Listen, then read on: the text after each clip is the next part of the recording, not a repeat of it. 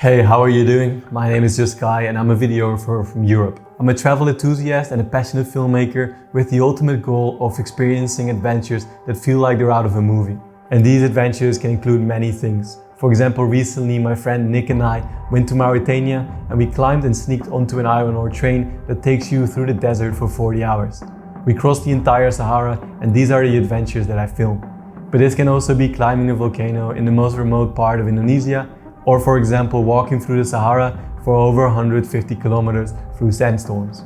In combination with filmmaking, my ultimate goal is to capture these adventures in the most cinematic and movie-like way to ultimately inspire others to do the same and to elevate the world of YouTube when it comes to videography. And therefore I want to take you along on one of my color grades and show you exactly how I try to achieve the film look these days. I want to give you an in-depth and behind-the-scenes look of how my eyes work when it comes to color grading. We will do this by going over all of the techniques that I use to get my desired result, which is ultimately a filmic and movie-like look. So one of the reasons my color grading process is so fun and accurate is because of the VP2776 from ColorPro. I don't want to get too complicated here, but the reason why I use the VP2776 from ColorPro is because of its 95% DCI P3 screen. Having a 95% color coverage of this standard means that the VP2776 can cover the standard of the film industry very accurately. So in simpler terms, the 95% DCI P3 feature on the VP2776 allows you to access a wide range of colors that other monitors just wouldn't give you. And then another big reason is its Delta E2 color accuracy. This in simple terms just means that the colors you see on the monitor are very faithful and accurate to the intended colors you want to use.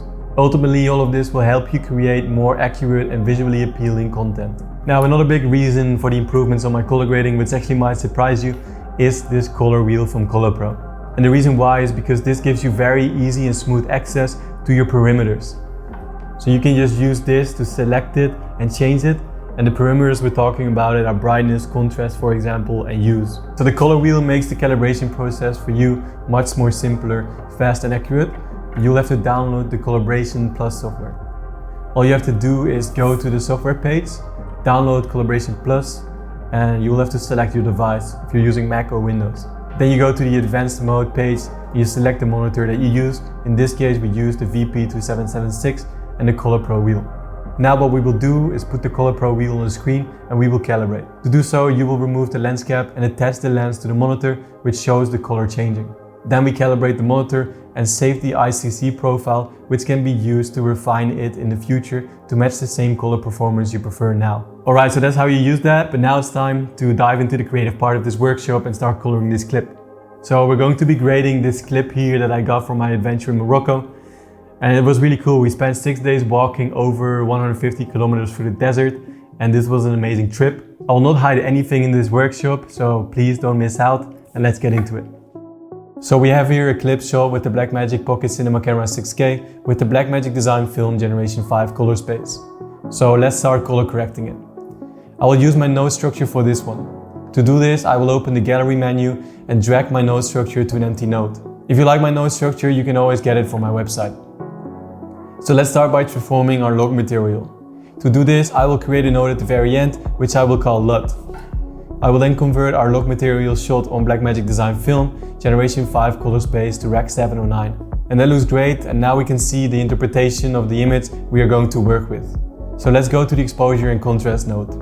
First, I will reduce the overall exposure of the image with the offset. Now I will change the color balance a little bit by changing the offset color values. For red, I will set it to 9.10. For green, I will use 9.31. And for blue, I will use 899. In magenta, I will now take a little bit away of the tint value. I will set the value to 6 and increase the overall contrast of the image by raising it to 1.126. And now I want to make the image a little bit more solid and give it a monochrome style. So I will lower the saturation to 32.8. Next, I will lower the exposure of the sky a little bit by lowering the gain to around 0.97. And at the very end, I will make the image a little bit warmer now by increasing the temperature. Alright, so now let's go over the white balance and saturation. Since we will be doing all the main color manipulations later on, I'm going to lower the saturation value down to 47.6. Let's now go to the curve and color warper. As I said before, we want to make the image more solid, so we will first slightly tone down the cyan and blue colors of the cloths. To do that, let's go to the tab Curves, Hue versus Saturation. To automatically select the range we want, we can use the color selection presets that we see at the bottom of the active window curves, Hue versus Saturation. So now let's click on the blue preset and we will immediately see on our curve the selected range. To the right and left of the main color, we will see the anchor points that limit our manipulations with color so that we not accidentally affect the other colors. Now let's lower the saturation of our color simply by dropping the curve down and narrowing the range a bit so that we only affect the color we want. To do that, we shift closer to our point that we are working with. Let's take a quick look at the before and after now. So now let's go to the color warper tool. With this, we can manipulate the hue and saturation. I think in this particular example, I want to make the overall yellow hue a little bit more red, and for that, this tool is great. To do that, I just select the point that is in the yellow spectrum and move it towards the red palette. Now you can see that our whole color palette that was previously more yellow becomes more a red hue. You can change the resolution of the grids in either hue versus saturation or chroma luma modes. You can do this by using the controls at the bottom of the color warper palette underneath the grid itself. So now let's go to the separate drop-down menus, and this lets you choose the resolution of control points for hue and saturation, but also for chroma and luma separately, but by default they're linked together. By the way, with color warper you can make very precise manipulations with hue and saturation. So for example, if you want to make our character's claws in the video more saturated, you can select this point of the video itself and drag it to the color other radius. You can then increase the saturation of the selected color. But you can also do it vice versa by dragging the same point to the inner radius, and we will decrease our saturation with that. So if we move the selected point from the straight axis to the left or right, we can change the hue of our image from green to magenta, for example. But to reset the selected point, just right click on it and it will return to the default position. Next, I want to separate the colors a bit. For this, I will select the highlight node, which is already pre-configured as a qualifier and highlighted the bright areas of the image. And this is very convenient because you do not have to do the same thing every time. In the settings HSL qualifier, I have the preset value of blur radius at 60 and clean white to 15. So this will allow you to soften the edges of the selected range and make the color correction a little bit more smooth and accurate. Now let's correct this selected range by choosing the brightest part of the image in the luminous item. And we will change the value of the tint to -15. Now let's add some saturation through the also configured HSV mode. Adding saturation through the color space HSV will allow us to achieve density and more of a filmic color. Now to increase or decrease the saturation, you will need to increase or decrease the green channel values. In my case, I'm going to increase the saturation just a little bit by setting the value to around -0.04. Now let's add some texture to the image, and to do this first, I use the OFX plugin Contrast Pop. I'm going to increase the detail amount to around 0.094, and now let's take a closer look at the changes. Also, now I will decrease the detail size value to around 0.238, and this setting allows you to choose which image structures are affected by the localized contrast adjustment from less to more. I will also increase the softness value to around 0.321, and this lets you soften the transition between the affected and unaffected areas of the image. Now let's see how the different textures appear in the video.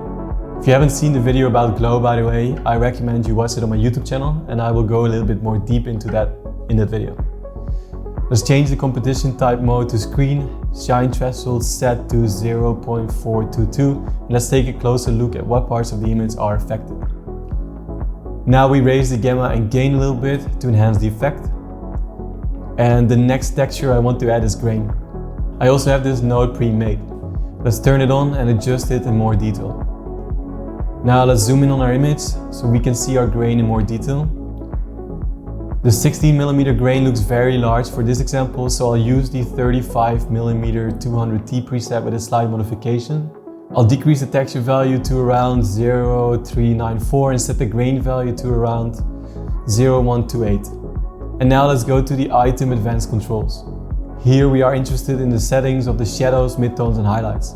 I think the film grain is more prominent in the shadow areas of the image and less in the midtones and highlights, so therefore we will respectively increase the value for shadows and decrease for midtones and highlights to get a more authentic image. And then the final touch is to add a vignette. So now we go to the vignette out node and adjust its edges and areas of the effect and decrease the value of the offset wheel.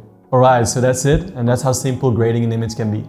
Obviously I use a node structure, so it's a little bit more quick, and I've already graded many images myself. But if you want to learn how to do this exactly, then follow along a couple of times. And if you want to dive more deep into the details of the techniques that I use, you can check out my channel Filmspace, where I provide many tutorials.